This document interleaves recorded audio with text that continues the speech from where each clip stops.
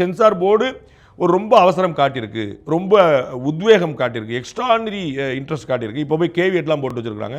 இவ்வளோ தூரம் வந்து நீங்கள் வந்து ஒரு படத்துக்காக நீங்கள் அக்கறை பண்ணி வந்திருக்கீங்களா? அது என்ன பயங்கரவாதத்தை சொல்லிருச்சா? எல்லாரும் வாங்க டெரரிஸ்டாக எல்லாரும் போய் நாட்டில் குண்டு வச்சுன்னு சொல்லிச்சா? அப்படிப்பட்ட டயலாக்லாம் இருக்கலாம் வந்திருக்கீங்க.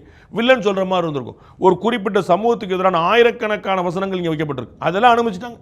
நேரடியாக ஒரு சமூகத்தை விமர்சிக்கக்கூடிய வசனங்கள் 1000 வசனங்கள் படமாக காட்டுவேன், அதெல்லாம் போயிடுச்சு.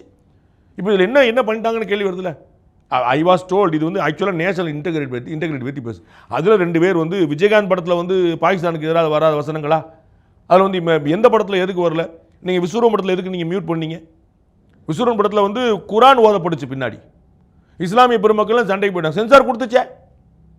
வெகு மக்களோட எழுச்சிக்கு பிறகு தான் எனக்கு பிரச்சனை வந்துச்சு. உங்களுக்கு புரியுங்களா? குரான் ஓதப்பட்டு ஒரு கழுத்திருக்கக்கூடிய சம்பவம் வந்துருச்சு, அதில் எஸ்டாப்ளிஷ் ஆயிடுச்சு. அதுக்கப்புறம் அங்கே இஸ்லாமிய பெருமக்கள் சண்டை போட்டாங்க, அதுக்கப்புறம் அரசாங்கம் தலையிடுச்சு, அதுக்கப்புறம் அந்த இதை வந்து நீக்கினாங்க. ஸோ சென்சார் போர்டு அதுக்கு தடுக்க கொடுக்கலையே. அப்போ அதுக்கெல்லாம் எப்படி சென்சார் போர்டு கொடுத்துச்சு? அப்பயே ஜனநாயகனுக்கு பண்ணுறாங்கங்கிற ஒரு கேள்வி வருது. எனக்கும் அதே கேள்வி தான் வருது.